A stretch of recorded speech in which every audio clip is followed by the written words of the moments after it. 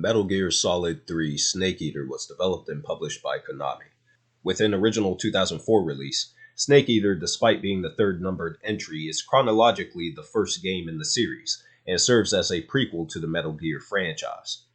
The game explores the backstory of Jack, who takes the codename Naked Snake, and explains his transformation into series antagonist character Big Boss.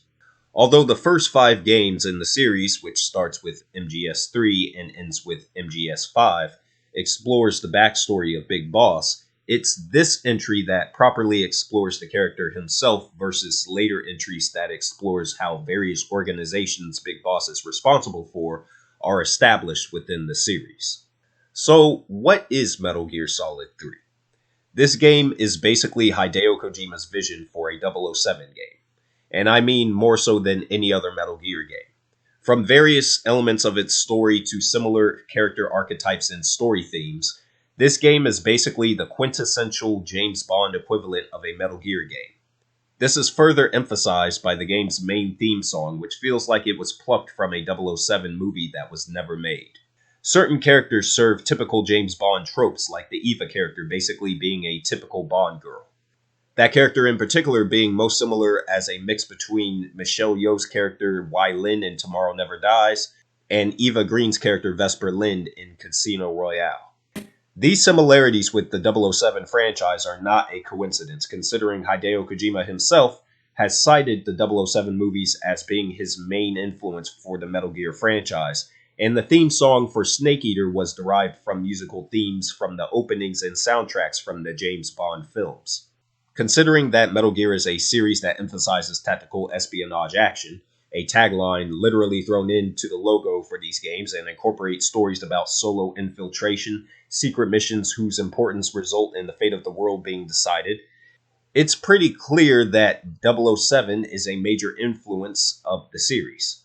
There's even a direct 007 James Bond reference in one of the comms conversations when you save your game early on. As a James Bond fan, this is something I appreciate. When it comes to quality specifically to the game that preceded this one, Metal Gear Solid 2 Sons of Liberty, MGS2 was a very divisive entry.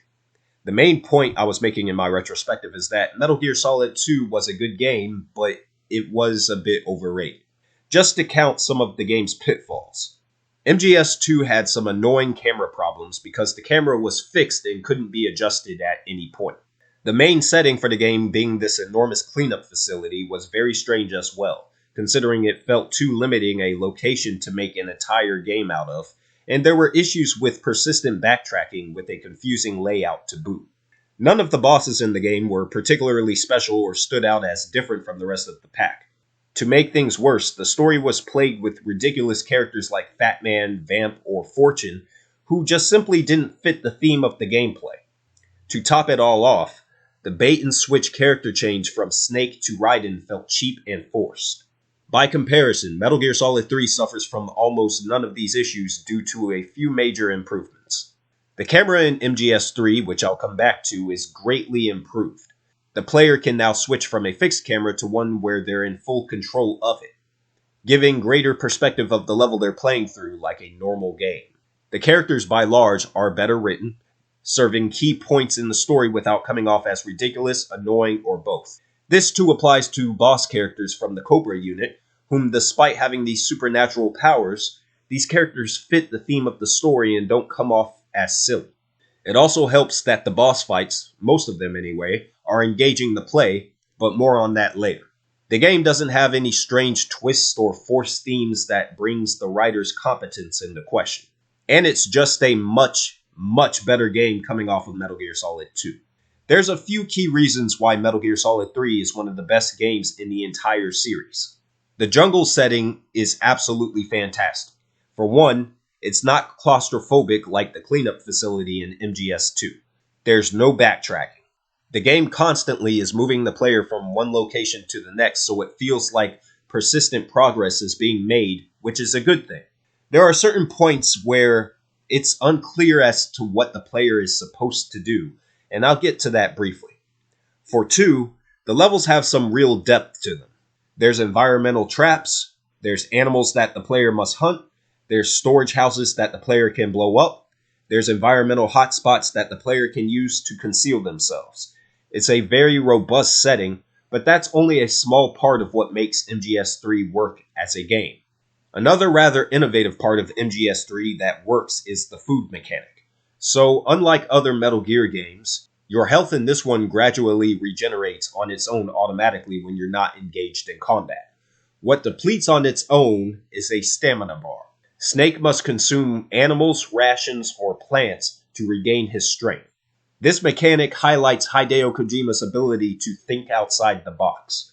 It also highlights his major strength and weakness when it comes to his approach to game design, and that is his willingness to take risks.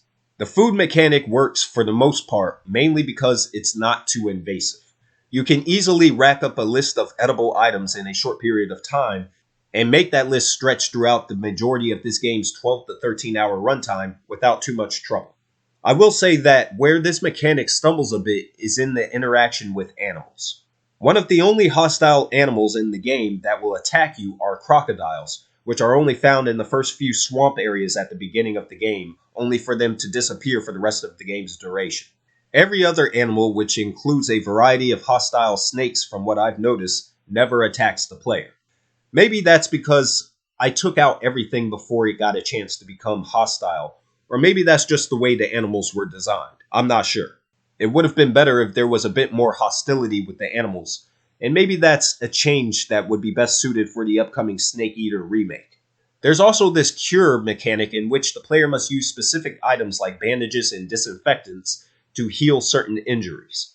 It's an interesting mechanic, but it's rarely used, and considering the player's health regenerates anyway, it's almost pointless. But again, these are gameplay elements that aren't found in any other Metal Gear game, and they are the best display of Kojima's strength as a game director.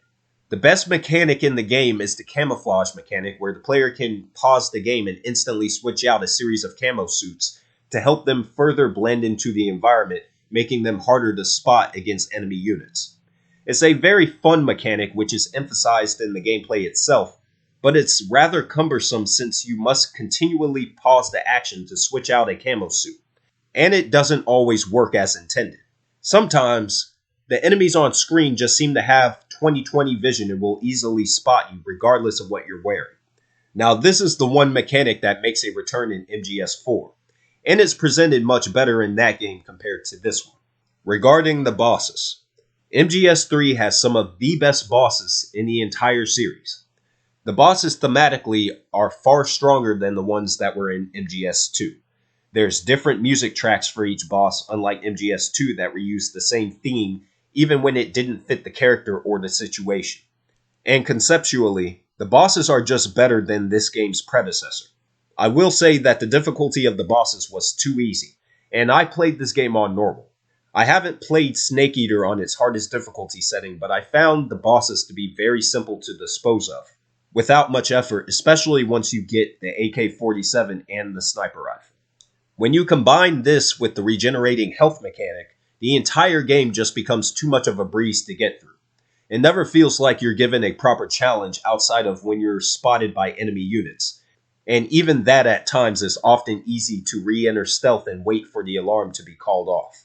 I personally would have appreciated a small bump in the degree of challenge that the player is given, but that's just me. There are moments in this game where I got stuck and didn't really know how to proceed, and it took me a while to figure out what I was supposed to do. This issue highlights one of my biggest gaming pet peeves, which is the feeling of being trapped and not being able to make progress. This game could have used an objective list that details what the player is supposed to do.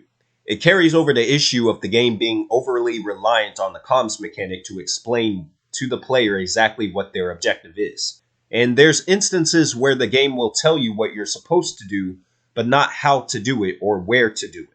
It's not a persistent issue, so it wasn't too much of a problem, but it's still a problem nonetheless. This is a common problem with the series itself, is that the games do a rather lazy job of communicating to the player how to actually play these games. This stands as the biggest sin of MGS3 as a whole. Performance-wise, I played the Master Collection version on PC, and unlike MGS2, which had 0 frame rate dips, the frame rate at times with this was inconsistent. At its worst, unfortunately, was during the game's final boss fight, in which the game was constantly diving under 30 frames per second. It became such an annoying issue that I had to perform an online search to see if the issue could be corrected. Despite me adjusting some settings in the NVIDIA control panel to try and stabilize the frame rate, I had very minimal luck in doing so. As a result of this, and a rather limited camera that forces you into a first-person perspective when you go prone in concealed foliage, which is a very big problem throughout the game, I found the final boss, gameplay-wise, to be one of Snake Eater's weakest. And this is despite the fact that the final boss is the strongest one in the game from a story perspective. The best boss in the game, without a doubt, overall, is the fight with the End. An old man who is on his final moments, who just happens to be this legendary sniper who will move from one of 3 different wide open forest areas if he's spotted. That was a very strong boss encounter to which I'll give Kojima and crew credit for. Finally, when it comes purely to storytelling, Metal Gear Solid 3 Snake Eater is one of the best video games I've ever played. It's remarkable how good the story is in this game. This isn't something that could have been written by just anybody. A story like this comes from someone who has, at the very least, a firm grasp of American and foreign politics, and a firm grasp of history itself. It creatively mixes in real-life figures like President Lyndon B. Johnson into what's mostly a fictional story.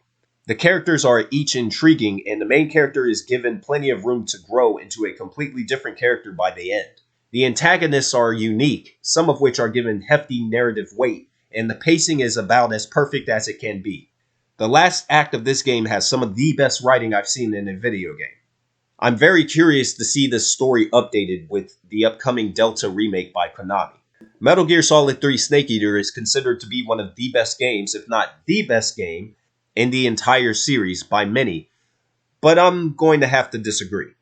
It's a very strong entry in the series for sure, but some issues with the gameplay, such as obscure objectives which aren't communicated to the player properly, some annoying camera issues, constant breaks in gameplay at times having to pull up menus to perform basic tasks, as well as an overall lack of challenge stops it just short of being the best Metal Gear Solid game.